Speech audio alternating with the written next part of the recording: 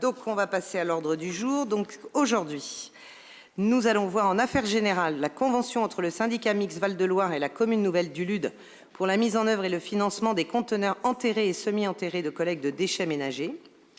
Le contrat entre l'éco-organisme Alcom et les collectivités territoriales chargées d'assurer le nettoiement des voiries.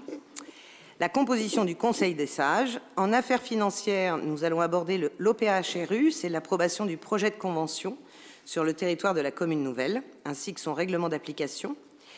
En ressources humaines, nous avons la création d'un emploi permanent au pôle sport, coordinateur des services sport et attractivité, la création d'un emploi permanent pôle sport, éducateur des activités physiques et sportives, et une délibération autorisant le maire à entrer en justice, c'est à ST en justice, ça se dit comme ça, mais c'est aller en justice sur un cas particulier.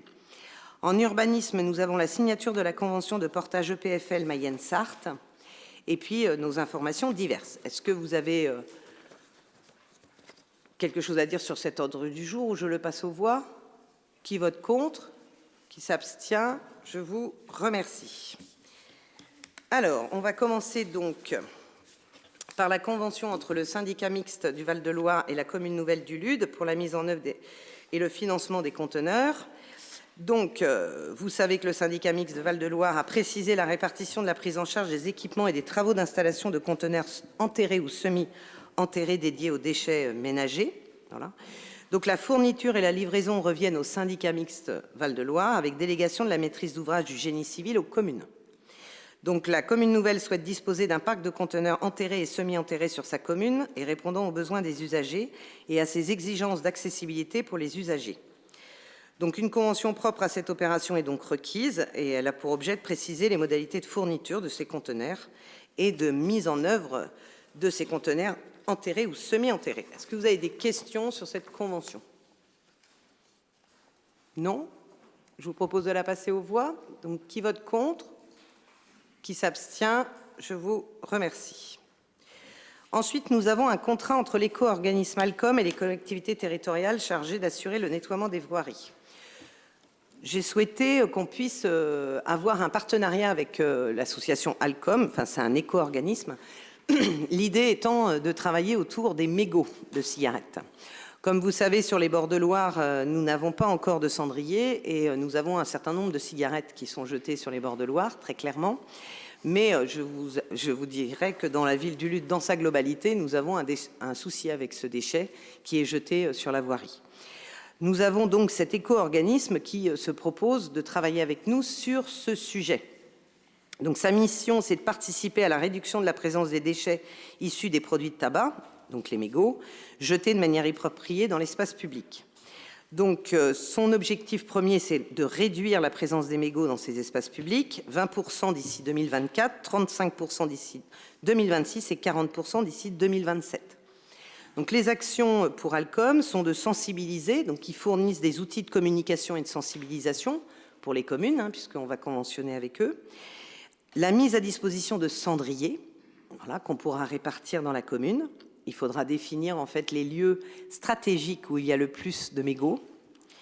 Soutenir, il y a un soutien financier aux communes qui s'engagent. Ils peuvent nous aider aussi à acheter du matériel. Et puis, ils assurent l'enlèvement et la prise en charge des coûts de valorisation de ces mégots, puisque derrière, ils sont valorisés essentiellement pour des produits d'isolation. Et donc, par contre, il faut qu'on arrive à 100 kilos de mégots massifiés. Donc, il faut qu'on stocke les mégots. Non, il ne faut pas qu'on fume, monsieur Frison, il faut qu'on stocke les mégots. Et arrivé à 100 kilos, ils viennent les chercher et ils les valorisent. Voilà. Donc, je vous propose de contractualiser avec Alcom pour notre collectivité. Donc, on doit faire un état des lieux relatif à l'organisation du nettoiement des voies publiques. On doit leur fournir cet état des lieux et aussi de la prévention de l'abandon des déchets. Et puis, eux, ils nous soutiendront par des kits de sensibilisation, des kits de prévention, et puis par le fait de nous fournir des cendriers. On aura aussi des cendriers de poche à disposition des Ludois et des cendriers donc fixes qu'on pourra mettre dans la commune. Et ensuite, donc, les services techniques récupéreront les mégots qui stockeront dans une cuve, en fait, et arrivés à 100 kilos, ils viennent les récupérer. Voilà. Avez-vous des questions sur ce partenariat qui nous coûte rien, mais qui est plutôt intéressant, je trouve, en tout cas, dans la valorisation des déchets? Oui, du coup, c'est... Madame Potier.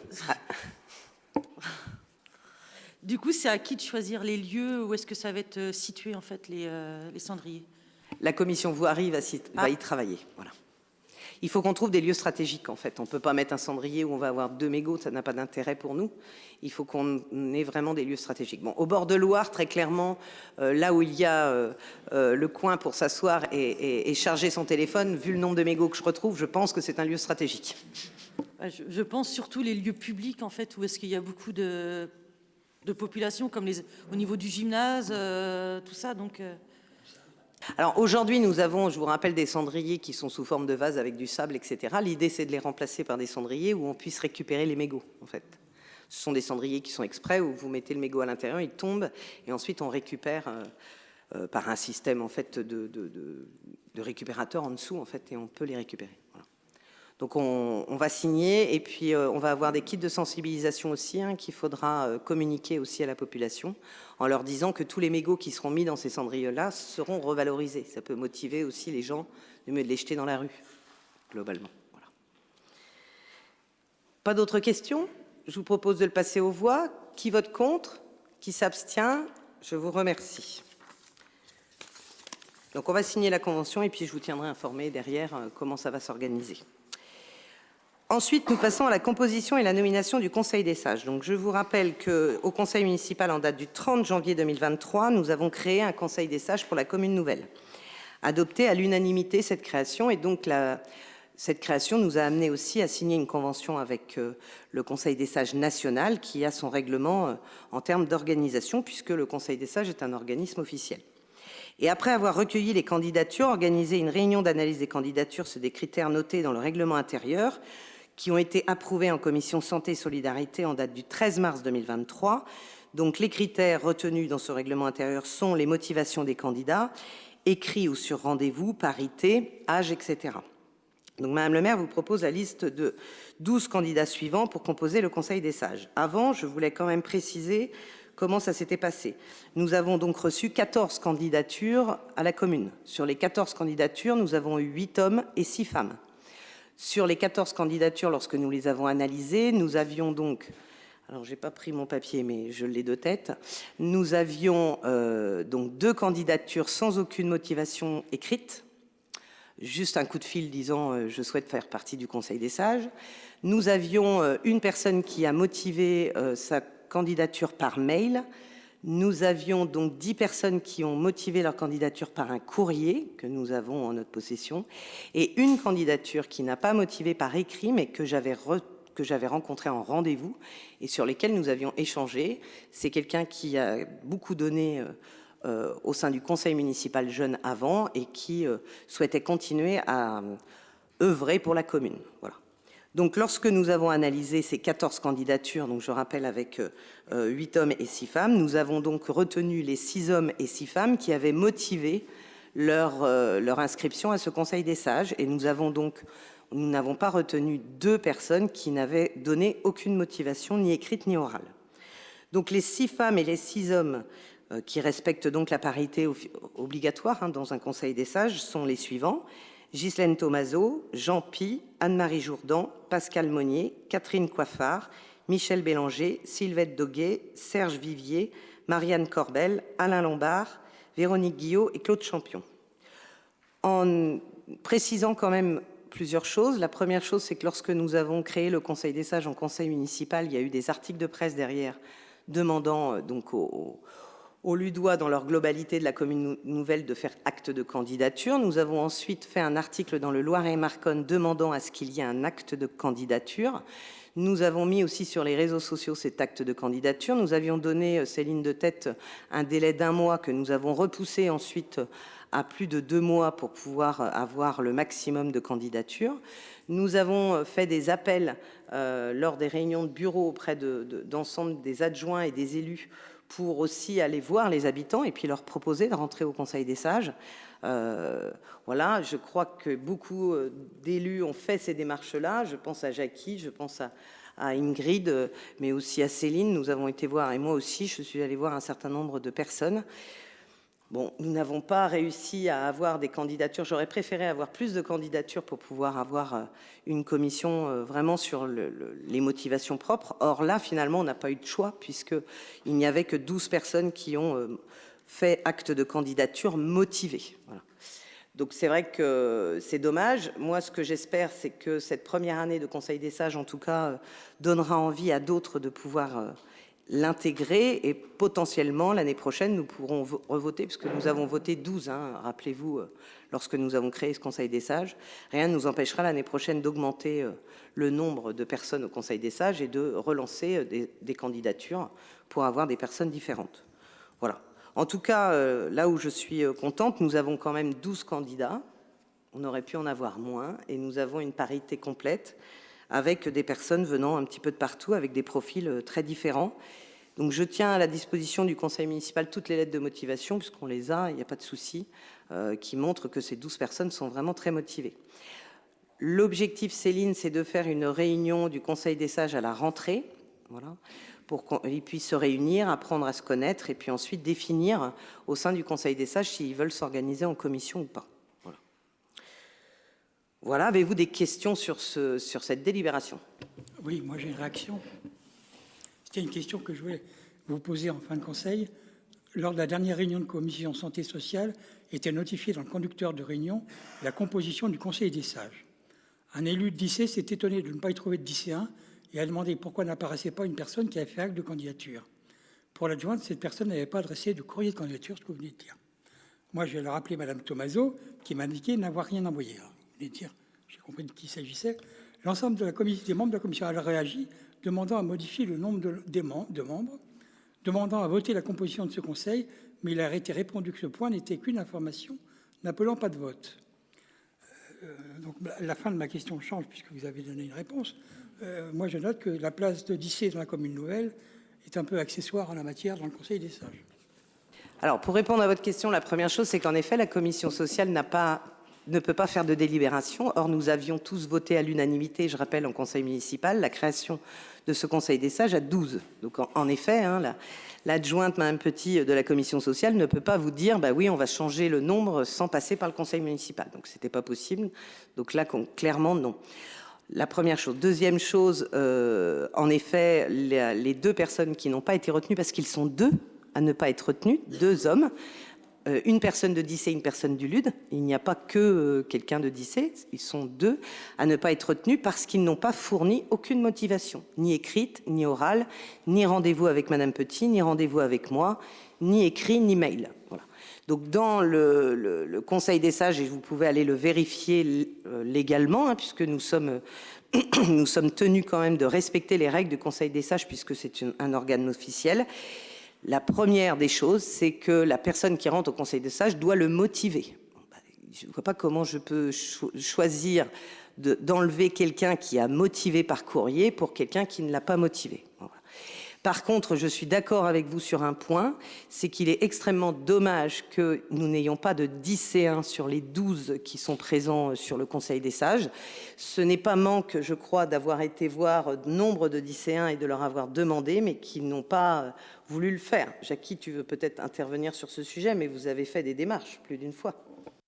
Moi, j'ai rien à rajouter, sauf le fait que ce soit nouveau et que c'est vrai que les gens voient difficilement leur rôle, quoi. Nous, on a eu des retours, Ingrid, on a eu des retours en disant que des gens disaient qu'ils n'avaient pas soit le temps, soit l'envie, soit la motivation. On sait très bien tous ici présents que pour trouver des personnes s'impliquant dans la vie municipale, c'est de plus en plus compliqué au vu de la situation actuelle aussi. Donc voilà. Donc je trouve en effet dommageable qu'aujourd'hui nous n'ayons pas de lycéens, mais c'est ce que j'expliquais tout à l'heure.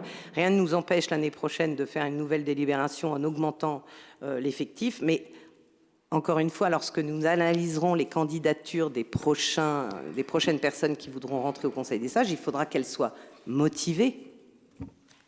Et le fait d'être lycéen n'est pas une seule motivation, en fait. Il faut expliquer pourquoi on veut faire partie du Conseil des sages. Voilà. Une question complémentaire. Est-ce que les personnes qui n'avaient pas motivé leur décision ont été contactées pour leur dire que ça manquait? Non, les autres non plus. Je veux dire, les personnes qui ont candidaté avec une lettre de motivation, comme il était indiqué dans le Loir-et-Marconne et aussi dans le journal où on avait bien dit que pour candidater, une candidature veut bien dire ce que ça veut dire, malheureusement. Voilà. Donc ces deux personnes, si elles souhaitent rentrer au Conseil des sages l'année prochaine, eh bien, elles candidateront avec une lettre de motivation, je l'espère vraiment. Voilà. S'il n'y a pas d'autres questions, je vous propose de le voter. Moi, je remercie en tout cas les 12 personnes qui font partie de ce Conseil des sages, qui vont se réunir à la rentrée, qui ont décidé de façon motivée. Et je vous conseille fortement de venir lire les candidatures. Nous avons des lettres de candidature qui nous ont vraiment très surpris avec Céline, avec des personnes très motivées, avec déjà des idées, avec vraiment la volonté de faire avancer la commune. Donc, je crois que ça va être des échanges très riches et qui vont nous permettre à nous aussi d'avoir un regard peut-être différent sur certaines de nos politiques, en fait, par les conseils de ces 12 personnes. Voilà. Donc, je vous propose de passer aux voix, en tout cas, cette liste. Nous allons derrière, suite au conseil municipal, envoyer les courriers indiquant à ces personnes donc, qu'elles sont retenues et puis la date du Conseil des sages au mois de septembre. Donc, je vous propose de les passer aux voix. Qui vote contre? Qui s'abstient? 2 abstentions. Tu les as notées, Fabienne?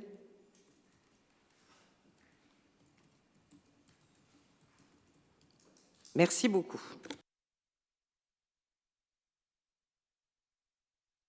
Alors, on va passer aux affaires financières.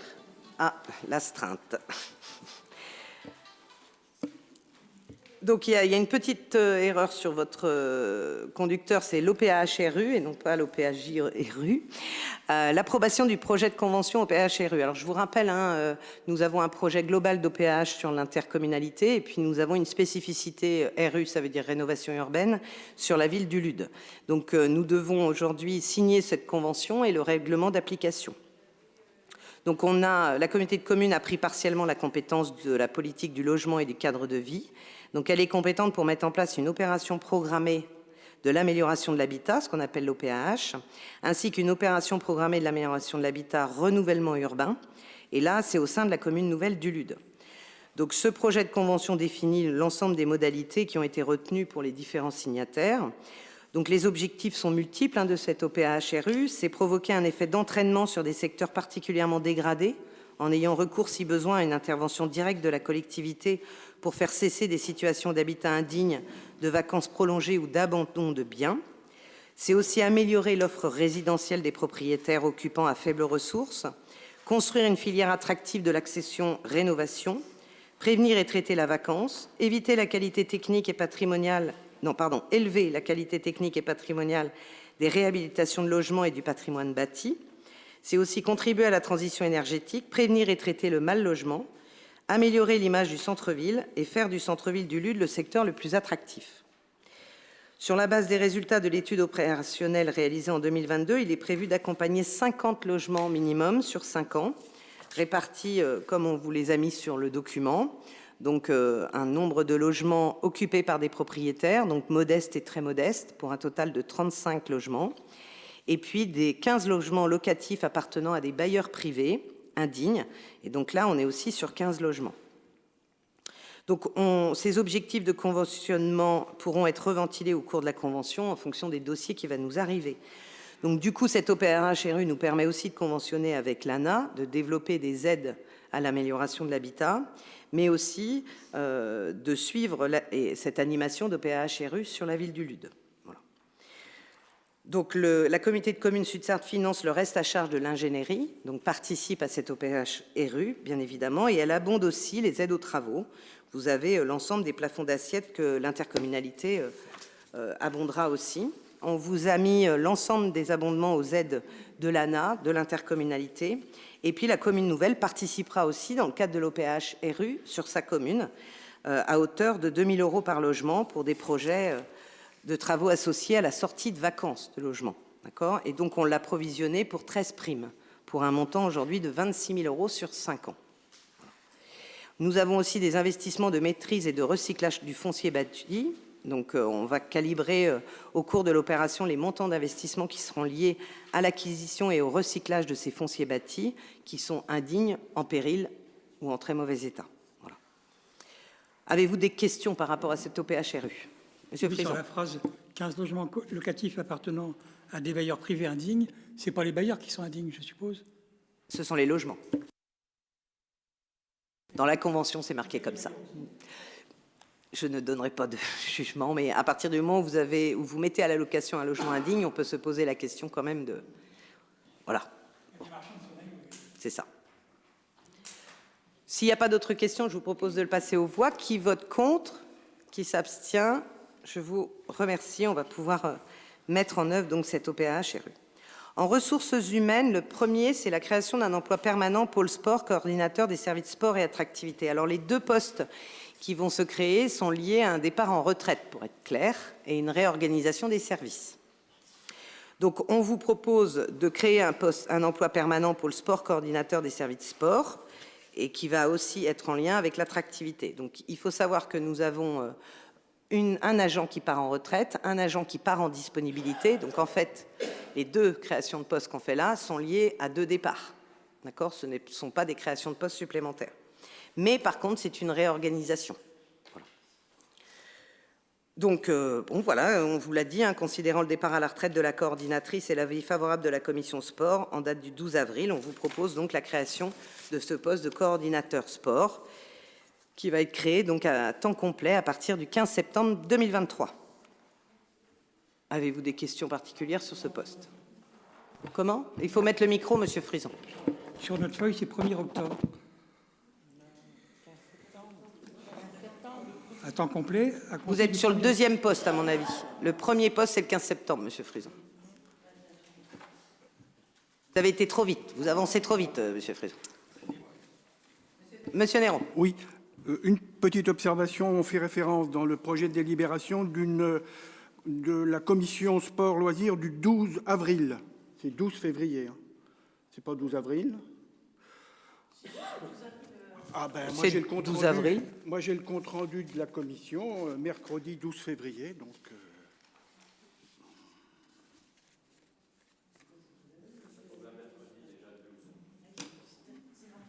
Alors, c'est soit il y a une faute dans le conducteur, soit il y a une faute dans le compte-rendu. Le rapport de la commission, c'est mercredi 12 février. Hein, donc, Et sauf que c'était en avril, Loïc. Voilà, donc c'est une erreur dans le compte-rendu de la commission, voilà. Monsieur Néron. Et puis, alors, ce qui m'interpelle, c'est que vous venez de dire, Madame le maire, qu'il n'y aura pas de création de poste. Or, lors de la réunion, quand on a débattu de la restructuration des services, pour moi, il y avait bien création d'un poste. Donc c'est pour ça que je m'interpelle. En fait, concrètement, nous avons une création de poste sur le service sport. Oui. Mais comme le poste que nous avions en attractivité va être disponible, puisque la personne s'en va, en fait, c'est le transfert de ce poste qui va vers le sport. Ah ben on n'a pas évoqué ça en commission, d'accord. Okay. Voilà, donc il n'y a pas de création de poste en termes d'effectifs, puisque nous avons une personne qui part en disponibilité. Donc voilà. Une personne de la piscine? Non, de l'attractivité, Monsieur Néron. Ah oui, non, mais Steven. Ah non, Steven fait partie du sport. Nous avons un agent qui s'occupe de l'attractivité aujourd'hui sur la commune, qui part en disponibilité et qui nous libère des heures. D'accord? Donc, du coup, qui ne sera pas remplacé à son poste exact, puisqu'on réorganise l'ensemble des postes. Et donc, du coup, on a un départ à la retraite qui va être remplacé sur le poste qu'on est en train de voter avec une partie attractivité. D'accord ? Et puis, on crée un poste supplémentaire donc, de sport qui va prendre une autre partie de l'attractivité aussi. Plus... Ça ne nous avait pas été présenté comme ça à la commission, c'est pour ça que En fait, c'est 1 plus... en fait, on a 1 plus 1 qui est remplacé par 1 plus 1. D'accord. Alors, Madame Maillet me précise que si vous ne l'avez pas eu en commission finance, c'est parce qu'à ce moment-là, on n'avait pas la connaissance de la disponibilité. D'accord, pas de souci. Non, et puis alors, je reprends le compte rendu de la commission, de l'extrait de la commission. Je me suis permis, moi, par rapport, puisque dans la justification de la création de ce poste, il y avait des objectifs de ressources potentielles. Hein. Et moi, par rapport à ça et par rapport à une démarche plus générale, par rapport à la communauté de communes, je souhaiterais aussi que dans le cadre de la prise en charge totale ou partielle des équipements structurants, la restructuration du service des sports et notamment de la piscine soit pris en charge dans le cadre des fonds de concours de la communauté de communes. Hein, quand on va débattre du pacte fiscal et financier, tu sais que c'est un sujet qui me tient à cœur. Voilà.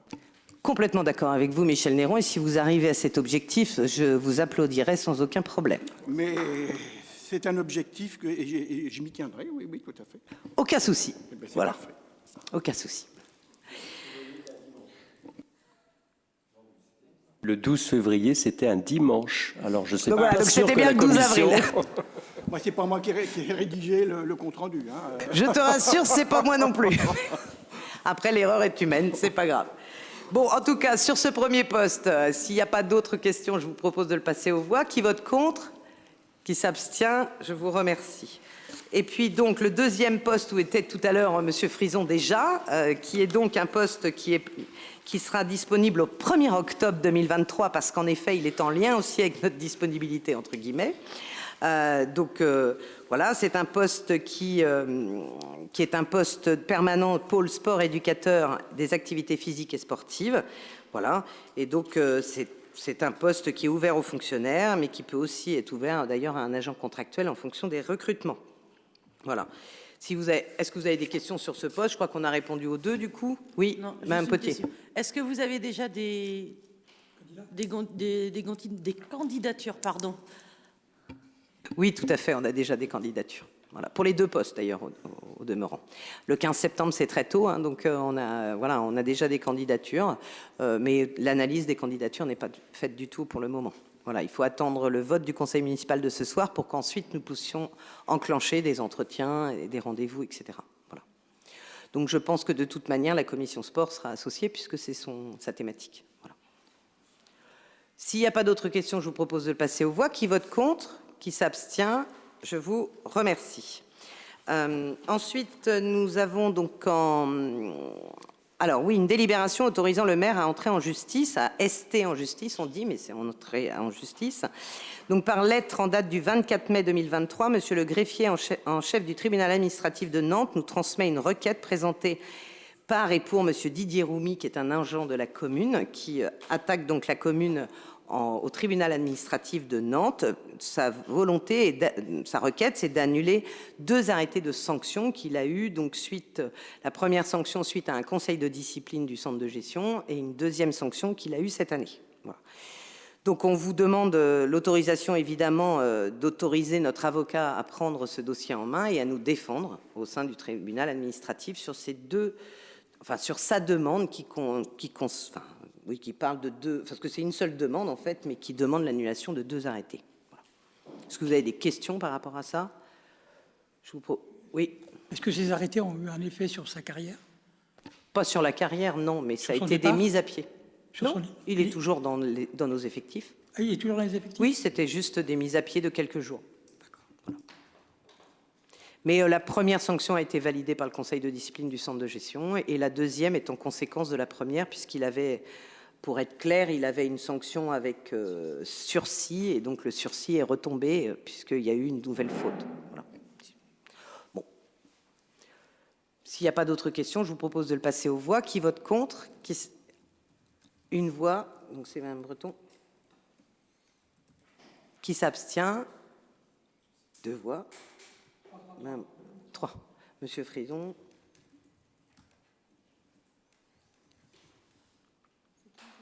Mahmoud, Monsieur Benkachou. Et Madame Potier.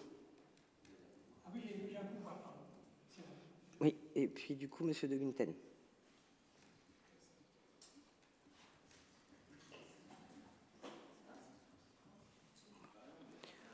Bon, en sachant que si le conseil municipal ne nous autorisait pas à entrer en justice, concrètement, et vous voulez, ça veut dire qu'on ne peut pas se défendre et donc sa demande tombe à l'eau de toute manière puisque la mairie ne se défendrait pas. Donc, je pense qu'il faut, il faut aller et développer le sujet. Merci. Alors ensuite, on passe à l'urbanisme. Donc, on a une convention de portage PFL Mayenne-Sarthe. Donc, dans le cadre de la revitalisation du territoire et de la préservation du commerce de proximité, la commune souhaite acquérir les biens AD 94 place de l'Hôtel de Ville et AD 95 place de l'Hôtel de Ville. Afin de mener à bien ce projet, la commune souhaite confier à l'établissement public foncier local Mayenne-Sarthe, sur le périmètre d'intervention de ces biens cadastrés, la négociation foncière, l'acquisition foncière, le portage foncier et le recouvrement ou la perception de charges diverses, la participation aux études menées par la commune et la revente des biens acquis. Une convention par parcelle est nécessaire. L'objectif étant que ce ne soit pas la commune qui achète ces biens, mais que ce soit le PFL, qui est un organisme départemental, un organisme foncier qui a été créé justement pour racheter des bâtis. Pour être très clair avec vous, les deux situations ont été demandées par la commune à l'EPFL, puisque ce sont des situations où les propriétaires ont des biens en très mauvais état, mais qui ne souhaitent ni vendre à la commune, ni vendre à personne. Donc l'idée, alors que ce sont des biens aujourd'hui, un bien particulièrement qui est à la limite du péril, mais qui a eu un rebondissement puisque le propriétaire est décédé. Donc aujourd'hui, la famille souhaite vendre au plus vite ce bien en mauvais état. Donc du coup, je pense que pour le PFL, ça va être facile. Par contre, pour l'autre, ça va être une vraie négociation avec un propriétaire qui ne souhaite pas vendre à la commune et qui ne souhaite pas vendre non plus aux locataires, et où nous sommes en discussion difficile depuis plusieurs années. Donc l'idée, c'est d'avoir le PFL qui est un organisme neutre, en fait, qui va pouvoir discuter avec le propriétaire. Voilà. Excusez-moi, selon l'intitulé, ça veut dire que c'est pour que ça reste un bien commercial? Oui. C'est ça? Oui. L'idée, c'est de soutenir... Alors, pour en tout cas, l'idée, c'est de soutenir le commerçant qui est dedans, qui n'a plus de solution aujourd'hui avec un conflit ouvert avec le propriétaire. Et puis le deuxième, c'est une habitation qui est collée et qui est en très mauvais état, mais qui pourrait devenir un commerce pour justement mailler la place de l'Hôtel de Ville. Voilà. S'il n'y a pas d'autres questions, je vous propose de passer aux voix. Donc la signature de cette convention, et ensuite c'est bien le PFL qui s'occupe de tout. En fait, c'est plus la commune. Voilà. Nous déléguons notre compétence. Donc qui vote contre? Qui s'abstient? Je vous remercie. En informations diverses, nous avons peut-être un point, Madame Bourrel. Alors moi, c'est pas spécialement une information, c'est plus une petite annonce que j'ai à faire. C'est qu'en fait, le contrat de service civique va bientôt s'arrêter début septembre et du coup, on recherche quelqu'un. Aujourd'hui, on n'a pas beaucoup de candidatures, voire zéro. Donc, on s'inquiète un petit peu. Donc, si ça intéresse quelqu'un, si vous connaissez quelqu'un qui a moins de 25 ans, qui voudra accueillir la population pour les pièces d'identité, pour une durée de 7 mois, 7 ou 8 mois? 10 mois, pardon. Voilà, sur une durée de 10 mois, n'hésitez pas à postuler. Voilà. Merci Corinne. En sachant que le service civique, c'est un premier pas en fait dans le travail qui peut être très intéressant, avec une rémunération intéressante aussi. Et pour un jeune, voilà, c'est un premier pas aussi dans la collectivité s'il souhaite la découvrir. J'ai pas dit que ça serait disponible début septembre, enfin mi-septembre, parce qu'il prend ses congés avant la fin de son contrat. Donc voilà. Merci Madame Bourrel. Monsieur Delaunay. Oui, juste une information touristique. Donc la saison touristique a bien commencé avec les week-ends de mai, avec la fête des jardiniers, le centenaire des 24 heures du Mans, et donc notre camping a le sourire, car il affiche déjà une augmentation de fréquentation par rapport à 2022 et 2019, à la même période.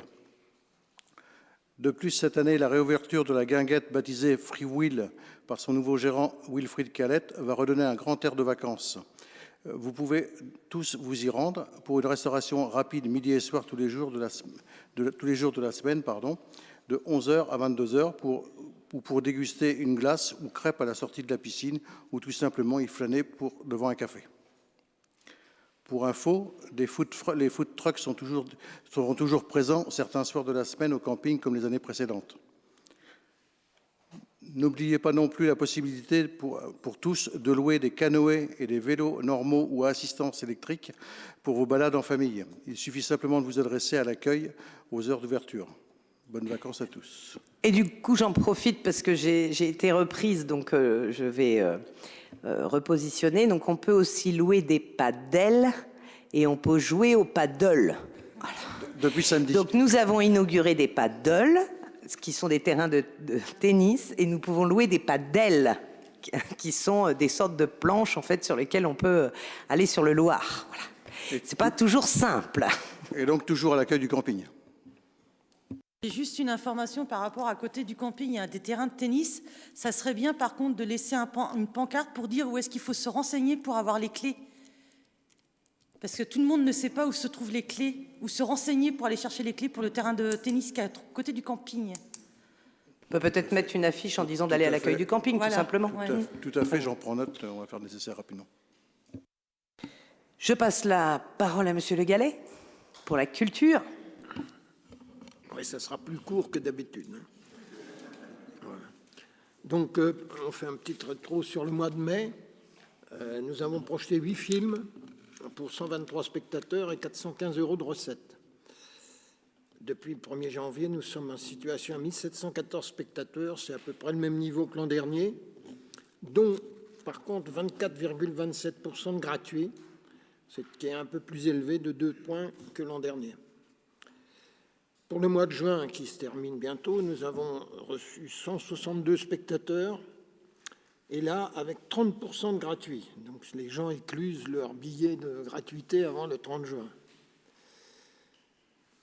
Alors, on note aussi qu'en des périodes de mai et de juin, notre salle accueille des spectacles les week-ends, ce qui limite la disponibilité pour le cinéma.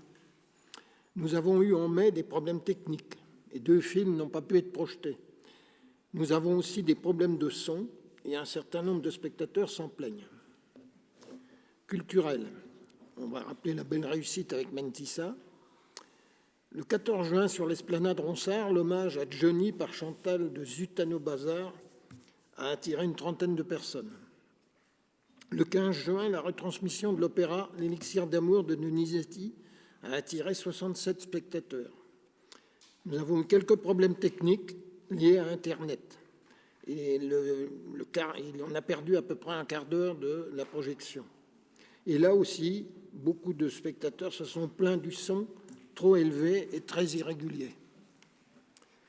Les événements à venir. Donc, pour la fête du cinéma, nous projetons 7 films au tarif de 5 € du dimanche 2 juillet au mercredi 5 juillet, dont 3 en après-midi, dont un des films que nous n'avons pas pu projeter en juin. Et le détail de toutes les animations qui se dérouleront du 21 juin à fin août sont à retrouver dans la brochure des festivités, dont les lecteurs du Petit Courrier ont eu un exemplaire avec leur journal. Cette brochure est également disponible en mairie et à Ronsard. Les infos seront également diffusées avec le Loir-et-Marconne, qui sera distribué, tu as dit, début juillet, ainsi que sur les réseaux de la ville du Lude. Un rappel, notre Ronsard sera fermé à partir du 12 juillet pour une réouverture le 18 août avec la projection du film Barbie. Et puis, pour terminer, le comice agricole du canton du Lude aura lieu les 26 et 27 août 2023 à la Bruyère-sur-Loire. Bonnes vacances à toutes et tous. Voilà. Merci Jean, mais on n'est pas encore en vacances, nous. Mais... Nous, on est en vacances tout le temps, hein, avec la retraite, bien sûr.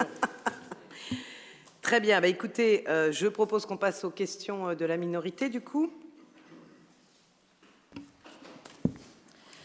Alors, vous avez indiqué récemment que 2 des 3 locaux économiques sont occupés alors que l'on ne voit toujours rien changer. Aucune activité, aucun véhicule, ce que chacun peut constater. Quelles sont ces entreprises? Combien d'emplois créés? De plus, rien n'a évolué sur la nécessité de clôturer les terrains, question évoquée depuis des mois. Monsieur Launay, vous répondez du coup, adjoint en charge de l'activité. Oui, je vais répondre plus particulièrement à Monsieur Frison. Donc effectivement, je rejoins votre question et je vous réponds. À ce jour, seul un bail a été signé, et cela depuis début janvier avec la société Car Auto 72, négociant en véhicules d'occasion de marque allemande. Certes, peu d'activités visibles depuis cette date.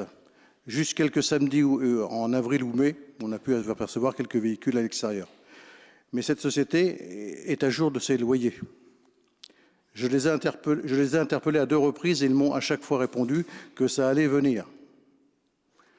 Je vous rappelle, Monsieur Frison, que ces entreprises privées sont des entreprises privées et qu'en aucun cas nous ne pouvons guider leur gestion.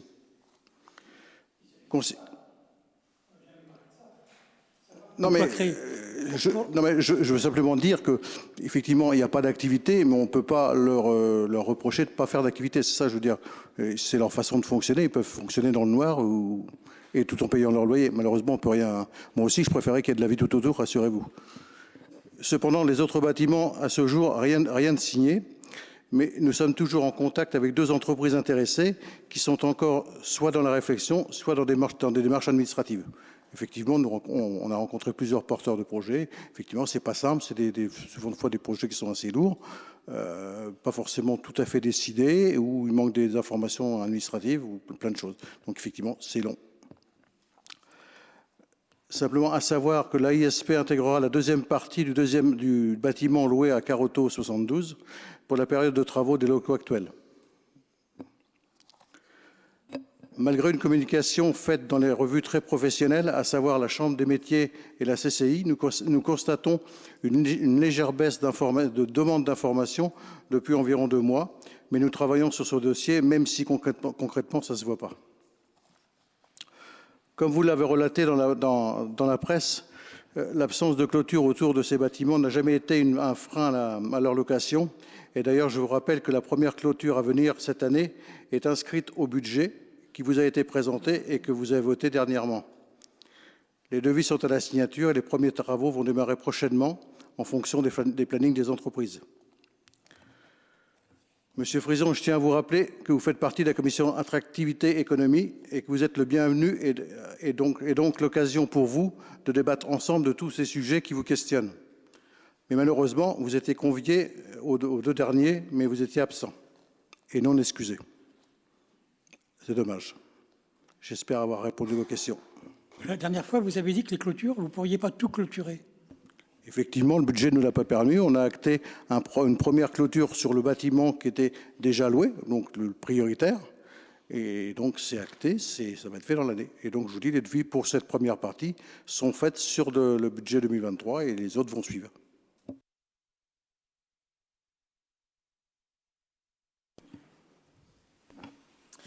Alors, nous sommes régulièrement interpellés sur les nombreuses friches constatées tant à l'entrée de la commune, mais aussi en ville.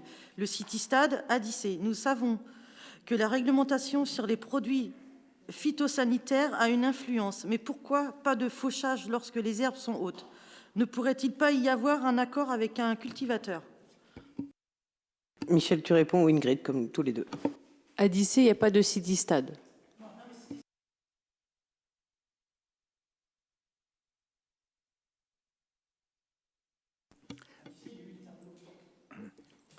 Sur les friches que vous dites, c'est volontaire. Je vous explique, écoutez les informations. On est obligé de. Aujourd'hui, c'est interdit de tondre, de garder un maximum, même sur les nationales, regardez bien. Donc, il faut le faire au fur et à mesure, mais on ne peut pas tondre tout d'un seul coup. C'est formellement interdit. Renseignez-vous, vous allez voir. C'est compliqué, je sais. Et puis aujourd'hui, il n'y a pas de mauvaise herbe. Il y a une herbe. Je sais que c'est très compliqué. Si vous allez dans les grandes villes, allez autour de l'hôpital du Mans, vous allez voir. Ils tondent que la première bande, 50 cm, tout le reste, c'est de l'herbe. Eux, ils n'ont pas de problème. Mais nous, dans les petites communes rurales, je sais que ça va être très compliqué d'expliquer aux gens un brin d'herbe sur un trottoir, quelque chose comme ça. Il faudra s'y habituer, malheureusement.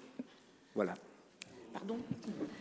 Merci, monsieur Jean. En fait, alors, il y a quand même, pour être très clair sur la réponse, petit 1, si nos agents pouvaient tondre toute la commune nouvelle en une journée, on n'aurait pas de problème, mais c'est impossible. Voilà, ça c'est le premier point. Donc, ça veut dire que nous faisons des actions au fur et à mesure, par période. D'ailleurs, sur les réseaux, je mets régulièrement des photos où ils travaillent, où ils tondent. Je rappelle quand même que nous avons des espaces naturels, nous avons les espaces près des routes, nous avons aussi les chemins piétonniers, les chemins de randonnée, les espaces de loisirs, etc., etc. Donc, c'est pas si simple. Ça, c'est le premier point. Deuxième point, nous avons une obligation aujourd'hui, dans le cadre de la biodiversité, d'avoir en effet des secteurs où nous faisons soit du fauchage tardif, donc fauchage tardif veut dire qu'en effet, nous ne tondons pas tôt. L'idée est de garder la nidification, de garder les animaux et les insectes qui s'installent dans ces espaces, et que si nous fauchons tôt, nous n'avons plus d'oiseaux, nous n'avons plus d'insectes. Donc aujourd'hui, nous avons un arrêté préfectoral qui nous demande de garder un certain nombre d'espaces en fauchage tardif. Donc on va faucher, mais plus tardivement. Ça, c'est le premier point. Deuxième point que je voulais aussi vous dire, c'est que nous travaillons aussi aujourd'hui sur l'idée de l'éco-pâturage. C'est-à-dire comment avoir aujourd'hui des animaux qui puissent venir brouter l'herbe. Ça peut être sympathique pour les enfants, mais ça peut être aussi très pratique pour nous, en fait. Donc on est en négociation aujourd'hui avec des éleveurs ovins pour pouvoir avoir des moutons, alors pas des chèvres parce que ça pose de vrais problèmes les chèvres dans les villes parce que ça saute et ça s'en va, mais les moutons on peut les garder.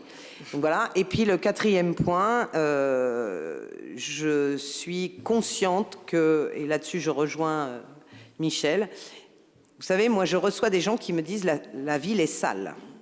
D'accord? Donc quand je leur dis ok, la ville est sale, quels sont les déchets que vous avez découverts? Ah non, mais c'est pas des déchets, c'est de l'herbe. L'herbe n'est pas sale, c'est pas, voilà, l'herbe n'est pas, ce sont pas des déchets. Alors en effet, tout n'est pas tondu au même moment, ça arrive petit à petit. Il y a des choix aussi aujourd'hui de biodiversité. Vous voyez, par exemple, on nous a demandé, dans le cadre de Villes et Villages Fleuris, mais aussi de la biodiversité et des objectifs que nous avons aussi en biodiversité. Ce matin, d'ailleurs, il y avait le schéma régional de biodiversité qui est en cours. On nous demande aussi, en lien avec l'eau aujourd'hui, on nous demande de ne pas tondre au pied des arbres. C'est-à-dire de laisser la végétation au pied des arbres pour qu'elle garde de l'humidité, qu'elle ne soit pas complètement asséchée, puisque juste en dessous, on a les racines. Donc, on fait ce qu'on nous demande, et en échange, j'ai des habitants qui me disent « Ouais, c'est sale, il y a plein d'herbes autour des arbres. » Oui, c'est pas sale, c'est aussi ce qu'on nous demande. Donc, c'est toute la difficulté aujourd'hui entre le respect de la biodiversité, le respect des règles qu'on nous demande. En effet, dans votre question, vous l'avez noté, plus de produits phytosanitaires. Donc ça veut dire que les seules solutions aujourd'hui pour enlever les herbes, c'est soit de les enlever à la main, sur les trottoirs, etc., soit en effet de passer le rotofil, par exemple, qui, au demeurant, peuvent esquinter aussi nos arbres et peuvent aussi enlever de la biodiversité. Donc je comprends bien cette difficulté. Je dis souvent aux habitants qu'il faut aussi être patient, les choses vont se faire. On a eu des périodes, je vous rappelle, tout le monde, je pense que tout le monde ici a des jardins, on a eu des périodes où on a eu beaucoup de pluie, beaucoup de soleil, je ne vous raconte pas comment ça a poussé, donc tout le monde a dû tondre je ne sais pas combien de fois leur terrain, et nous, on ne peut pas suivre ce rythme-là sur la commune avec nos agents. Donc, on va le faire au fur et à mesure. On a des espaces qu'on ne fera pas, il faut être clair. Voilà. C'est la demande de la commission, c'est de la demande aussi de la préfecture. Donc il y a des choses, on est obligé de respecter la biodiversité, mais le maximum sera fait. Et je peux vous dire que les agents, ils sont tous les jours en ce moment, tous les jours. Mais on met des priorités, ça c'est sûr. Je voulais simplement attirer l'attention sur un phénomène que j'ai vécu, ça fait quelques années, à savoir l'herbe dans les caniveaux. Et je crois que ça serait une priorité à avoir parce que maintenant, on est à la merci d'orages et j'ai vécu ça une année où on a eu de gros problèmes parce que l'herbe dans les caniveaux, au bout d'un moment, elle a été emmenée sur les grilles des bouches d'engouffrement et c'était bouché. Donc, il faut être très attentif à l'herbe dans les caniveaux parce que si on avait un orage, ça pourrait nous poser des problèmes. Voilà. Mais tu vois, c'est une des priorités qui fait que pendant qu'on nettoie ça, on ne peut pas tondre ailleurs. Donc, à un moment donné, c'est vrai qu'on fait des choix. Voilà. Mais l'herbe n'est pas sale, je rassure tout le monde. Et d'ailleurs, je vous rappelle aussi que nous avons une opération Fleurissons nos pieds de mur. Ah ben moi, je le ferai. Et que lorsqu'on a des fleurs au pied de mur, j'ai un habitant qui est venu me dire que la ville était sale parce qu'il y avait des fleurs sur le trottoir. Donc j'ai quand même expliqué que nous avons une opération Fleurissons au pied de mur et qu'au contraire, l'idée c'est d'avoir des fleurs pour renaturer et revégétaliser le centre-ville. Un dernier point, c'est un sujet qu'on va devoir aborder rapidement, sans doute en fin d'année et en début d'année prochaine. Nous allons avoir des obligations de renaturation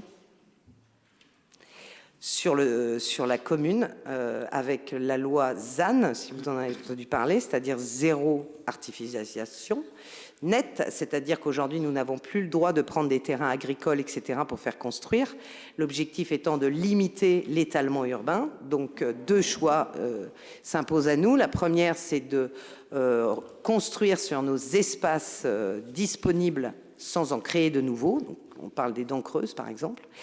Et aujourd'hui, dans cette loi ZAN, est aussi pris en compte les jardins dans la ville, qui sont considérés comme des espaces constructibles. Et donc, soit nous avons des objectifs de renaturation, c'est-à-dire nous gardons des jardins, des parcs, etc., ou alors nous avons l'obligation, en fait, de reconstruire dans notre centre-ville, sur ces jardins, sur ces espaces naturels, puisqu'on ne peut plus s'étaler. Voilà. Donc, il faut aussi savoir il y a des règles à respecter et des lois aujourd'hui qui font que, de toute manière, la renaturation va être une obligation pour nous. Un exemple flagrant, nous n'aurons plus dans l'avenir l'autorisation d'avoir des fleurs en bac. Parce que les fleurs en bac amènent de l'arrosage. Or, dans les années à venir, nous n'aurons plus le droit d'arroser. Donc ça veut dire que si nous mettons nos fleurs en bac et que nous n'arrosons plus, vous imaginez, mi-juillet, nos bacs, ils sont vides, puisque les fleurs sont mortes. Donc aujourd'hui, l'objectif, c'est d'enlever les bacs et de creuser la voirie, creuser le sol pour pouvoir mettre des plantes en pleine terre. On nous demande aussi de changer nos plantes, de prendre des plantes qui, aujourd'hui, demandent moins d'eau. Donc on a vraiment un gros travail, et Michel et sa commission ont un gros travail pour l'avenir, puisqu'on a des obligations aujourd'hui de biodiversité, en effet de garder des champs non fauchés, etc. Et ça, c'est pas simple. Je pense qu'il faut que ça vienne avec le temps, mais voilà, la ville telle qu'on la connaissait, où il n'y avait pas un brin d'herbe qui dépassait, où c'était super propre partout, c'est fini. Je vous propose d'aller voir d'autres communes. Moi, j'ai été voir d'autres communes. On est passé à Rennes, qui est une grande ville, il y a de l'herbe partout, sur les trottoirs, etc. On en a plus proche de nous, il y a beaucoup d'herbes aussi, et qui ont les mêmes remontées des habitants en disant que c'est sale, mais c'est pas le cas. Et parce comme on n'a plus le droit au phytosanitaire, de toute manière, on ne pourra jamais rendre les trottoirs aussi propres que ça l'était avant, très clairement. Oui, moi je reviens sur la tonte des espaces verts. Bon, j'ai rien contre les insectes, au contraire, hein, je suis pour.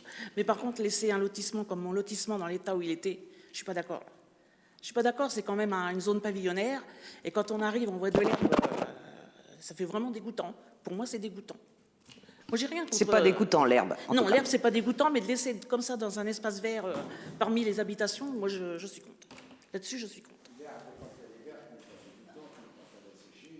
Oui, et puis nous, on a déjà eu de la vermine par chez nous, plein. Alors, Par contre, quand j'entends ce genre de choses, c'est pas possible de mettre de la jachère fleurie au lieu de laisser des fleurs, parce que je pense que les gens le prendraient beaucoup mieux si c'était des petites fleurs. Alexandra, on a mis de la jachère fleurie au côté du camping et on m'a dit que c'était sale parce qu'il y avait plein d'herbes partout. Parce qu'en fait, les jachères fleuries sont fleuries à certains moments, mais pas à d'autres. Hein, donc, c'est le même problème, en fait. Mais du coup, ça monte moins haut quand même. Il y a des jachères fleuries qui sont... non, ça monte aussi haut. Ça monte aussi haut. Après, encore une fois, sur certains endroits, le fauchage va être fait. Mais il faut être patient, en effet. Je l'entends. J'entends. Mais moi, je n'irai pas contre non plus les obligations légales que nous avons. Hein, donc, voilà. Ah oui. Oui, je voulais rebondir un peu sur effectivement le phénomène de zéro artificialisation nette et renaturation des terrains, ce qui veut dire perméabilité des terrains. Et il faut se savoir, alors je sais que le plan de prévention des risques mouvements de terrain est en réflexion, parce que dans le règlement du PPRMT, il est interdit, quand on veut faire un nouveau lotissement, de faire de l'infiltration sur les parcelles. Donc il y aura une situation là qu'il faudra voir avec la préfecture, parce que sinon on va avoir de gros soucis dans nos lotissements futurs. Hein. Oui, tout à fait. En fait, c'est toute la difficulté aussi de nos missions. Cet après-midi, je digresse un peu, mais cet après-midi, on avait une visio avec la préfecture sur un sujet d'enjeu que le conseil municipal devra voter d'ici fin décembre, qui sont sur la loi d'accélération des énergies renouvelables. Et donc, le conseil municipal du Lude devra voter et se positionner pour avoir un secteur sur la commune d'accélération des énergies renouvelables, acceptant l'installation soit d'éoliennes, soit de photovoltaïques, etc. Et si on n'accepte pas une zone sur notre territoire d'accélération des énergies renouvelables, l'État prendra lui-même la décision d'en mettre où il veut. D'accord ? Donc, c'est une question qui va devenir très compliquée. Il faut qu'on en discute tous ensemble. Il faut qu'on prépare ce sujet. Mais par exemple, c'est un sujet aussi d'enjeu, c'est-à-dire l'État aujourd'hui demande aux collectivités et aux mairies de se positionner sur des sujets où les habitants souvent sont vent debout contre les éoliennes, vent debout. Et ce sera à la commune de prendre la décision et de faire de prendre la délibération. Donc encore un sujet qui n'est pas simple non plus et qui faudra faire beaucoup de pédagogie auprès de la population, puisque si la ville de Lude refuse tout espace pour des énergies renouvelables, eh bien ça donne la liberté à l'État d'en mettre où elle veut. Et en plus, l'État se donne le droit de s'asseoir sur les documents d'urbanisme. Et donc je rejoins ce que disait Michel Néron tout à l'heure, c'est-à-dire toute notre difficulté, nous, en tant que mission d'élus, c'est comment faire en sorte pour faire comprendre à la population que ce qui était autorisé il y a 10 ans ne l'est plus aujourd'hui, et que même parfois, comme disait Monsieur Néron, on revient même sur des décisions qu'on avait prises. C'est-à-dire qu'avant, on faisait des lotissements avec infiltration, et aujourd'hui, en fait, on nous demande de ne plus le faire. Bon. Vas-y, Michel, mais tu mets ton micro. Oui, infiltration locale, c'est-à-dire que pour gérer les eaux pluviales, dans un lotissement, jusqu'à maintenant, c'était des canalisations, des bassins de rétention, comme on a fait jusqu'à maintenant. Maintenant, c'est plus possible. Le maximum, ça va être de la rétention d'eau sur les parcelles, un maximum, et puis de créer, non pas des grands bassins de rétention tels qu'on le fait, mais des noues, etc., faire un cheminement pour gérer l'eau pluviale. Or, aujourd'hui, au LUD, avec le plan de prévention des risques mouvements de terrain, ce plan nous interdit de faire de l'infiltration locale. Voilà. Puisqu'il y a potentiellement des marnières. Donc, on aura ce paradoxe-là à gérer. Voilà. Mais comme je vous disais tout à l'heure, la loi sur le ZAN nous impose de construire dans nos dents creuses. Je rappelle que nous avons 2 grosses dents creuses, qui est l'ancien l'îlot Labbé et aussi un terrain sur Montruchon. Mais ces 2 terrains sont en zone rouge PRMT où nous avons interdiction de construire. Donc, on nous force à construire sur ces dents creuses puisqu'on n'a pas le droit de s'étaler, mais on nous empêche d'y construire parce qu'on n'a pas le droit de le faire. Voilà, voilà. Donc, on essaye de travailler avec ces problèmes-là, mais je peux vous dire que ce n'est pas simple tous les jours. Voilà. Et dans l'avenir, avec les problèmes que nous avons de sécheresse aujourd'hui, les problèmes que nous avons d'eau, comme disait Michel, en effet, malheureusement, nous avons des aléas climatiques de plus en plus forts. Nous avons des orages, etc. Nous avons aussi, nous, des cavités. Donc, il y a un certain nombre de priorités qu'il va falloir se mettre en place. Par exemple, il va falloir aussi continuer à travailler avec les agriculteurs sur la notion de haies. Arrêter d'enlever les haies dans les champs, puisque les haies retiennent l'eau quand il y a de l'orage, etc. Et malgré tout ce qu'on peut croire, les espaces non tondus retiennent aussi l'eau et empêchent d'avoir des déversements de très fortes sur les rues et parfois même dans les maisons. Et je pense à Dissay en particulier, où il y a un endroit où, quand il y a de l'orage, tout file avec la pente directement dans la maison, avec des champs complètement tondus et vides, sans haies autour. Donc c'est vrai qu'il faut qu'on retravaille quand même notre espace naturel si on veut empêcher les éléments de venir, j'ai envie de dire, démolir nos habitations. Vous avez vu les tremblements de terre, c'est extrêmement rare, mais on vit maintenant des moments d'aléas climatiques forts. Donc c'est vrai qu'il faut qu'on travaille sur ces sujets, et j'ai envie de vous dire, je préfère qu'on me dise que l'herbe c'est sale, mais qu'en cas d'orage, la maison ne soit pas inondée et qu'on ait trouvé des solutions, en tout cas, pour limiter les risques. Mais j'entends bien que pour certains, ça peut être plus compliqué à vivre parce que le passé, c'était tout bien tondu, nickel. Mais aujourd'hui, c'est vrai qu'on doit garder nos espaces. Tu voulais rajouter quelque chose, Michel ? Je voulais simplement dire aussi les arbres et l'herbe que de source, c'est très important parce que si on n'a plus d'arbres, l'eau, elle n'ira jamais dans les nappes phréatiques. Aujourd'hui, c'est ça le gros problème. On a tellement coupé d'arbres, c'est les nappes. Vous pouvez avoir 40 hectares avec de l'eau dessus, elle n'ira jamais dedans si vous n'avez pas d'arbres. Et ça, c'est très important. Je sais que les arbres, ils ont des feuilles. Ça, c'est un autre problème aussi, mais un arbre sans feuilles, ça, faut vraiment en trouver. Voilà. Non. J'étais à une réunion. Mahmoud, il faut que tu mettes. Mahmoud, il faut mettre le micro, sinon on vous entend pas. Je suis désolé, mais en été, la pluie, par exemple, qui tombe, tout ça, elle est absorbée par la végétation et elle n'a pas le temps de s'infiltrer. Oui, mais l'hiver, L'hiver, si t'as pas d'arbre, ça... L'hiver, il pleut tellement que... Non, Mahmoud, si t'as pas d'arbre, l'eau n'ira pas dans les nappes. Oui, mais de toutes les façons, à la campagne, il y a toujours des arbres et de l'herbe. La personne qui l'a dit aux flammes l'autre fois, c'est un cultivateur. Donc il ça, sait de quoi il parle. C'est le problème des villes, ça. Non. C'est pas le problème de la campagne. Mais alors, Mahmoud, nous, on est quoi? Pardon? Nous, on est quoi? Vous êtes une ville quand même, je pense. Moi, quand il y a eu la commune nouvelle, j'ai demandé, le Lude, c'est quoi? C'est un gros bourg ou une ville? On m'a dit, à partir de je ne sais pas combien nombre d'habitants, c'est une ville. Mais Dissé et le Lude étant commune nouvelle, c'est une ville. Oui, mais bon, le quartier, si vous voulez, de Dissé, c'est une ville. Oui, mais c'est une ville, Mahmoud. Et quand on parle aujourd'hui politique communale, on parle de la politique de la commune nouvelle dans son ensemble. Et on ne fait pas de séparation entre Dissé et le Lude. Ce sont les mêmes services techniques, ce sont les mêmes budgets. C'est tout pareil, Mahmoud. Oui, donc à un moment donné, je veux bien entendre que Dissé, c'est la campagne et nous la ville. Mais 4300 habitants cumulés, d'accord? Donc si on enlève les Disséens, comme tu dis, on tombe en dessous de 4000, on n'est pas une ville. Oui, mais ce n'est pas le même contexte. Moi, je veux dire contexte naturel. Ben si, bon, avec l'espace, avec l'espace Malidor, on a la même. Avec tout l'espace naturel qu'on a sur le Lude, nous sommes aussi très à la campagne. Bon, mais je suis pas convaincu. Morgane.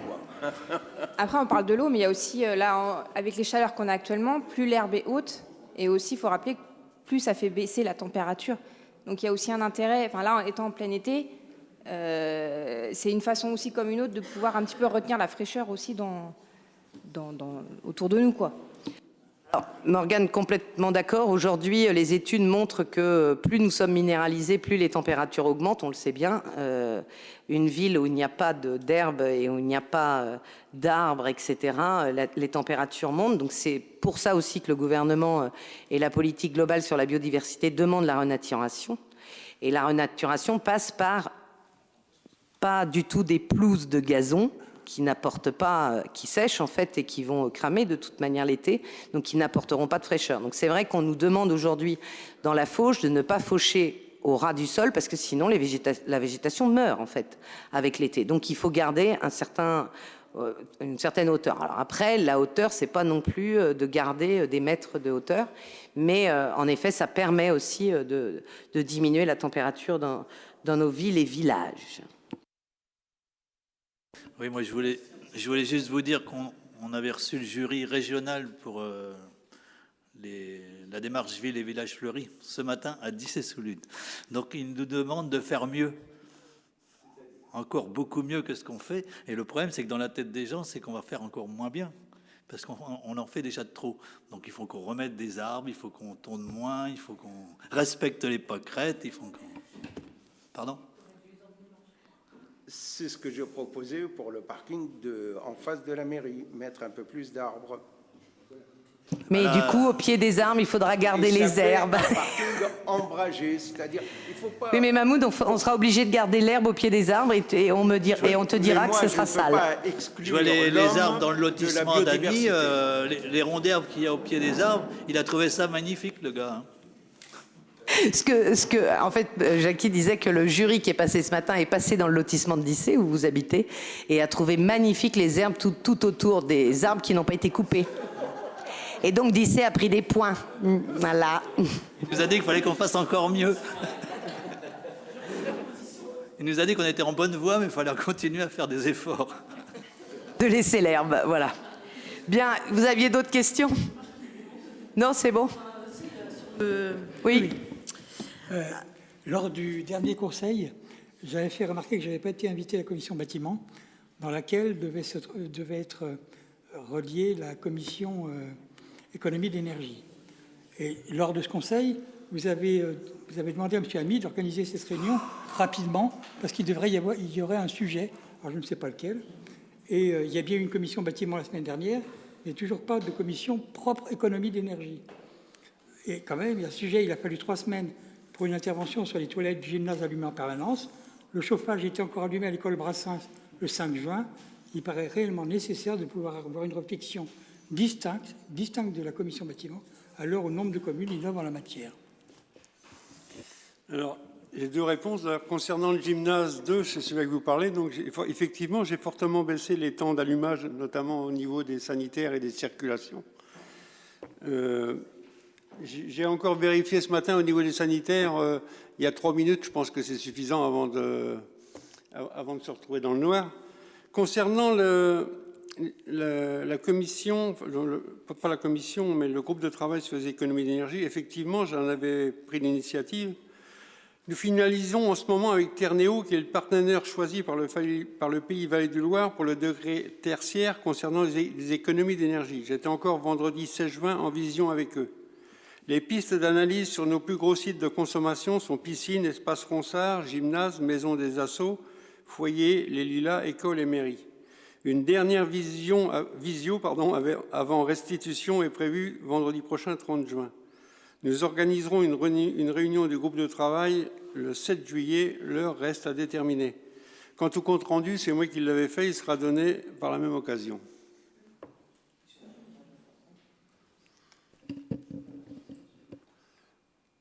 Oui, Brassens. Le chauffage à Brassens. Il semblerait que il avait été laissé un peu de chauffage pour la Comcom à un moment de vacances scolaires, je ne sais pas quoi, et que ça avait été oublié, effectivement. Mais moi, je ne suis pas les écoles, j'y vais pas.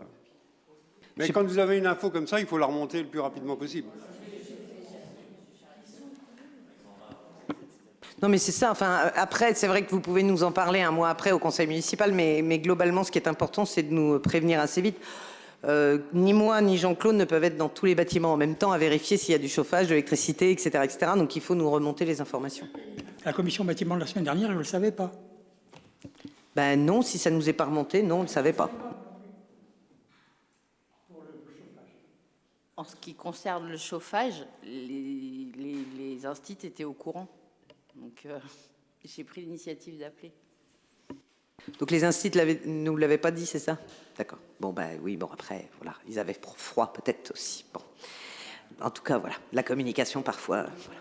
Autre question? Oui. Où en sont les démarches, les études nécessaires à la création d'une maison de santé? Alors, Monsieur Frison, je vais être très clair avec vous. Vous êtes conseiller communautaire et vous êtes membre de la commission santé, solidarité et pas moi. Donc, s'il y a bien quelqu'un qui peut me donner des informations sur cette maison de santé pluridisciplinaire, c'est vous. Parce que moi, ne faisant pas partie de la commission, je n'en ai pas. Mais il n'y a pas eu de commission de santé depuis longtemps. Voilà, la réponse, vous l'avez. La seule chose que je peux vous dire, c'est que nous avons, à ma demande, nous avons visité la paroisse qui est située à côté de la maison France Service avec M. Boussard et M. Ouvrard. L'idée étant, donc l'intercommunalité a toujours dans l'idée de regrouper l'ensemble des services France Service et Centre Social. Et donc, comme je ne souhaite pas que France Service quitte le centre-ville, comme demandé par l'intercommunalité, je leur ai proposé de visiter les bâtiments de la paroisse pour pouvoir agrandir la surface de France Service et d'accueillir les services du centre social. Ce qui libérerait de l'espace pour les professionnels de santé qui ont besoin aussi d'un espace rapide du côté de la maison communautaire, enfin à côté de l'espace coworking. Voilà, donc ils sont venus visiter. Monsieur Boussard m'a dit qu'il allait voir avec un architecte pour faire des plans et imaginer l'aménagement de cette paroisse. Et nous, de notre côté, lorsqu'il se sera engagé, puisqu'aujourd'hui il n'est pas engagé, mais lorsqu'il sera engagé, notre responsabilité sera de retrouver un lieu d'accueil pour la paroisse. Voilà. Vous en savez plus que moi. Non, pas sur la maison pluridisciplinaire de santé, du coup. J'ai pas d'informations sur ce sujet. Voilà. Mais nous, on est toujours, mais vous le savez, j'ai pas besoin de le répéter, nous sommes toujours partants. J'ai fait un courrier où nous avons indiqué tous les terrains constructibles possibles. Nous avons indiqué que nous étions prêts aussi à réintégrer dans les bâtiments intercommunaux l'ancien hospice, par exemple, pour une maison pluridisciplinaire de santé. On a fait toutes les propositions, la commune a fait des dizaines de propositions pour l'emplacement d'une maison pluridisciplinaire de santé, mais elle ne peut pas le financer puisque c'est une compétence intercommunale. Donc aujourd'hui, nous attendons la décision de M. Boussard, mais à l'heure actuelle, vous avez sans doute plus d'informations sur ce sujet puisque ni en bureau ni en conseil communautaire, nous n'en avons entendu parler. Voilà. Oui, autre question. Il semblerait que les personnes qui travaillent sur le chantier de la jumenterie ont passé un examen théorique d'1h15 et ont 2 jours 2 jours et demi d'examen pratique en ce début de semaine, sans que cela ne débouche sur une quelconque attestation. Alors, quand on parle d'examen, en général, chez nous, ça veut dire qu'il y a quelque chose au bout.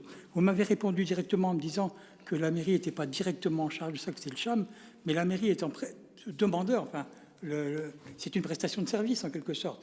Donc si on renouvelle un nouveau chantier, une nouvelle équipe, ça serait bien quand même de demander que les gens puissent avoir une espèce de certificat de travail qui précise les compétences mises en œuvre ou acquises. Ça leur donnerait quand même quelque chose, quoi.